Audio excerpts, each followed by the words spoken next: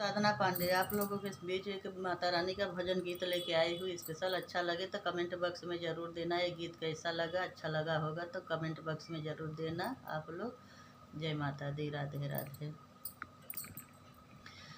आताल गई पाताल गई मैया के दरबार गई। आताल पाताल गई मैया के दरबार गई। ओ मैया कहाँ लगायो बड़ी देर, मंदिरा हमारी सुनी पड़ी। ओ मैया कहाँ लगायो बड़ी देर, मंदिरवा हमारी सुनी पड़ी। ओ मैया लवा चढ़ावत भले देर, मंदिलवा हमारी सुनी पड़ी। आल गई पाताल गई मैया के दरबार गई।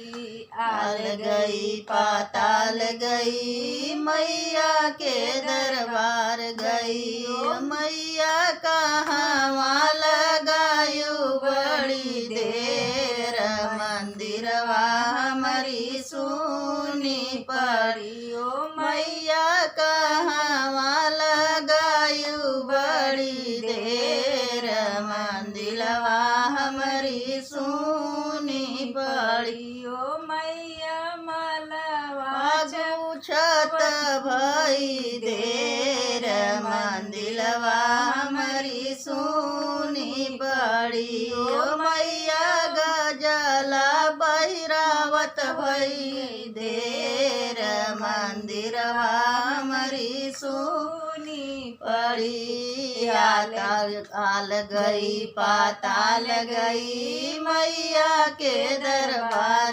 गई। आल गई पाताल गई मैया के दरबार गई। ओ मैया कहाँ लगायो बड़ी देर, मंदिरवा हमारी सुनी पड़ी। ओ मैया कहाँ लगायो बड़ी देर, मंदिरवा हमारी सुनी पड़ी। ओ मैया कल साधरत भई देर, मंदिरवा हमारी सुनी पड़ी। ओ मैया दिया ना जलावत भई देर, मंदिरवा हमारी सुनी पड़ी। मैया कहाँ लगायो बड़ी देर, मंदिरवा हमारी सुनी पड़ी।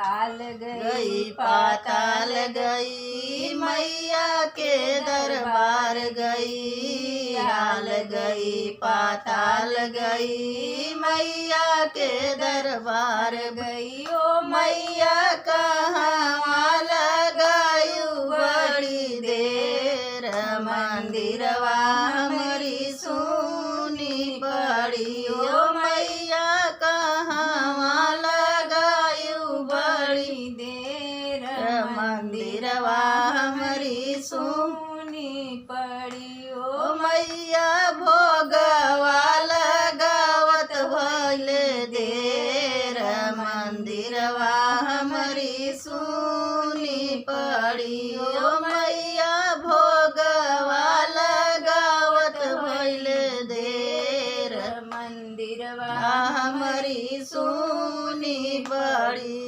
ओ मैया कहाँ लगायो बड़ी देर, मंदिरवा हमारी सुनी पड़ी। आल गई पाताल गई मैया के दरबार गई। आल गई पाताल गई मैया के दरबार गई। ओ मैया कहाँ लगायो बड़ी देर, मंदिरवा हमारी सुनी पड़ी। ओ मैया कहाँ लगायो बड़ी देर, मंदिरवा हमारी सुनी पड़ी हो मैया कन्या खियावत भैले देर मंदिलवा हमारी सुनी पड़ी हो